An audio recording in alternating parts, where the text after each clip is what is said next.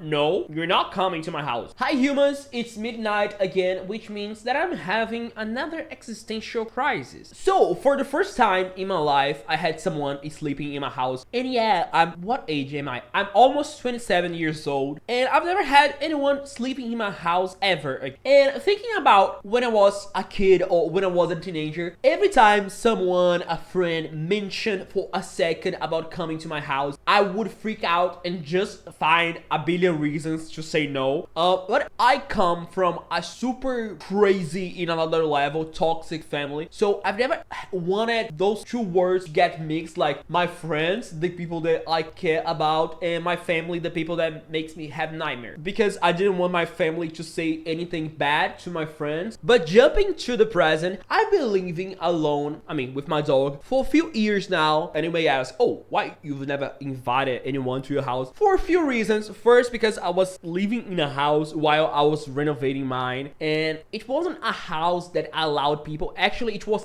hard for me to live in it. My dog hated it. We didn't have space for anything because it was full of other people like crap. It wasn't a place, that people could go. Actually, it wasn't a place for people to live. About my house, the renovation was so stressful and full of scams that the house didn't get done. Just saying that there are a lot of parts in my house that I see that's not, not that it's not functional, but it's like a house before a renovation. Plus, adding the fact that my neighborhood is super not safe for people. Also, it's super loud all the time. And in this moment, there is literally a car in front of my house playing music. People are partying in front of my house because that's Brazil. Yeah, sometimes not even Uber wants to get here. But that's not what the story is about. That's the introduction why I've never had anyone in my life. My life? No, I have people in my life. I don't have people in my house. Why I've never had anyone in my house ever. I have this friend that I've met in Montevideo. There are a full playlist of this trip. He's actually from here. He's from Brazil. He's from my city. And after 3 years living abroad, he decided to come to Brazil, to come to Salvador, to come to my city to visit his family. And he was like, oh, I'm going to be in Salvador tomorrow. We are going out. We are going to do things. And I was like, wow, that's amazing. Let's go out. Let's do a lot of things. Let's burn the city. That's what I say, but actually my body just wants to stay at home and sleep forever. While we were going out, while we were doing things outside, us meeting each other in a place in the city, not near my house, I was okay. We went to several thrift stores. We did a lot of things. We even went to a college just to watch a dance group competition, and it was really fun. But in that day, we stayed there really late, and I just left to go to the gym because that's me. I'm having fun with young people, but I stopped everything to go to the gym because I can't miss a day. I'm so strong. And after like 1 hour, it was already like 10 p.m. He was like, oh, I'm not coming back home. He was staying in his parents' house. He was like, oh, I'm coming to your house. And I was like, no, you're not coming. And he was like, yes, I am going to your house. No, you're not. No, I hate you. Please never talk with me again. Don't come to my house. No. Firstly, because I wasn't prepared for it. And the funny thing is, I left the gym. I didn't finish anything. And I left the gym. I went back home just to see that, oh, let's see if everything's cleaned enough. I've never had anyone in my house, so I was freaking out. I was like, oh my gosh, the couch is all wrong. The position of the couch, you can see that the couch is not straight, but I was like, oh yeah, I'm not straight either. So no, let's reposition the couch. Let's clean the floor. Oh no, the floor is actually already clean. So what can I clean to make it look perfect? I'm stressed. I need help. It sounds like a joke, but I was literally like that. I am a little bit paranoid. I like to be prepared for everything. And you can say, oh, it's your friend. He saw you naked once. Yeah, but who didn't? But at the same time, that's me. I need to be prepared.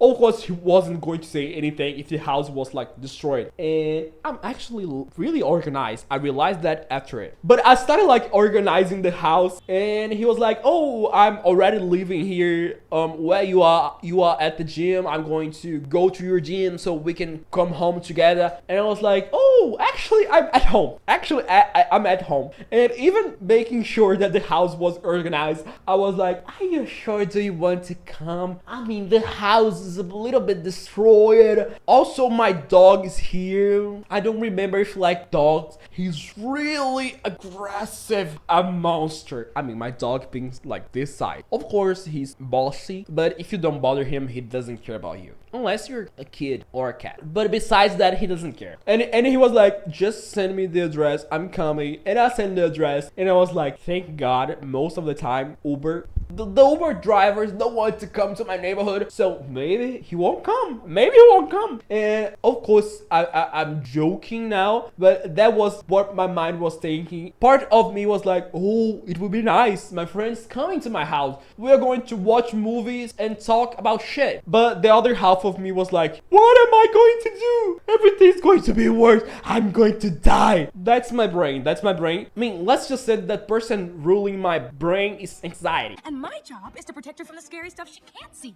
I plan for the future. Oh. He got here super fast. When we both entered the building, I was like, oh, I have only 2 rules. First, you're not going to look at any mess you find in a house. And second, you're not going to talk about it with me. You're not allowed to.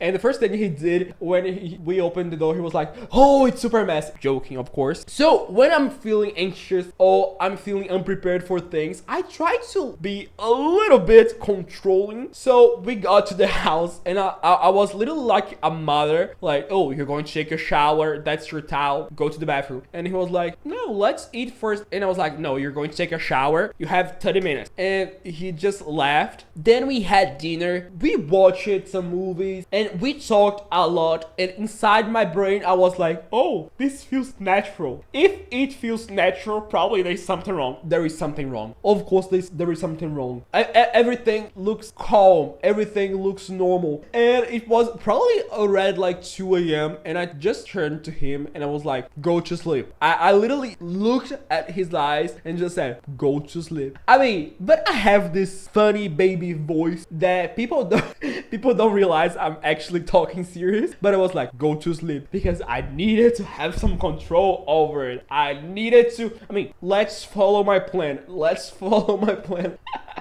Like, he just left and he was like, oh, do you want to sleep? And I was like, no, but we should be sleeping. I know, I'm crazy. I'm so crazy. I don't know if it's like that with everyone or if it's just my neurodivergent brain, but I kind of did this mental schedule to have everything perfect. But again, all this craziness was happening inside my head. Outside, I was having fun. Outside, we were playing, we were talking, and we were watching terrible things because I don't know why we chose to watch those things. It was just terrible, but it was good to laugh about it. After a few hours, I think he went to sleep. It was like 4 a.m. and I probably did the same after 1 hour, and we were sleeping, and again, he sleeps like a rock. I don't know how he does it, because when I'm sleeping in other people's house, I can't sleep. I mean, I need to be aware of everything that is happening, but he felt safe enough to just sleep. I don't know how he did it. I mean, every time I went to a guy's house, I mean, the billion times that I slept in guy's house, I mean, many times, and I'm not even receiving money for it. I would be rich right now. And I've never slept. I've never slept. I mean, probably just 30 minutes, just when, I mean, the sleep took over my body. But most of the times I was like, no, my body wanted to sleep, but my brain was like, nope, you're not going to sleep. You're going to stay awake forever because I hate you. And I don't know, it was good to know that he felt safe enough to just sleep by my side. I could have killed him. Not that I would. Joking. The next day we woke up, and again I had a schedule in my mind, and I was like, oh, sit in the couch, we are going to have this breakfast, we are going to eat this and that, and then we are going out, and then we are going to do this, and then we are going to come back home, we are going to have lunch, we are going out again. And he started laughing because I was literally talking like that. I mean, crazy. And he started laughing. He was like, no, I'm not going to eat anything, I just want coffee. And I was like, no, you're going to have a breakfast. And he was like, no, I'm going to have coffee. So I made the coffee. We drank the coffee. Yes, I tried to force him to have a breakfast, but I don't usually. I usually like him just take coffee. I mean, that's what we young people do. I mean, he's not young. He's a millennial. I'm a Gen Z. I'm a young. I'm going to die single after this video. People will think I'm crazy. I'm crazy, but I don't want people thinking that I'm crazy. So I'm not used to have people in my kitchen, and I know for a fact that I like to do things in the kitchen alone, like cooking or doing the dishes. I don't like to do things while people are watching. So it was a good experiment. He started doing the dishes, and I was like, you're doing it wrong. Go to the living room. Let me finish the dishes, then we can continue talking. And he was like, shut up. And I was like, okay. I mean, it's easy. It's easy to deal with me. Just, say no to everything that I said. It will probably work. He did the dishes. Thank you. You paid to stay in my house by doing the dishes. I hate doing the dishes. I hate washing those things. It's annoying. I hate it. I can wash, not clean. I can wash the whole house. But if you give me a cup that I have to wash, I don't want it. It's boring. It's annoying. I don't like it. And so it was good having someone doing the dishes for a change. And I was like, oh, if you're going to stay for more days, you're going to do the dishes every day. And he was like, okay. And again, I'm not used to have people in my house. I talk alone a lot. Yeah, I'm crazy. I know. I'm crazy. I know. Everybody knows I'm crazy. But I talk alone a lot. The difference about having someone in your house is when you start talking alone, people listen to it and they answer. And I was like, oh, I'm not talking with you. I'm just thinking out loud. And he was like, oh, I got it. And after a while, I noticed that he does the same thing.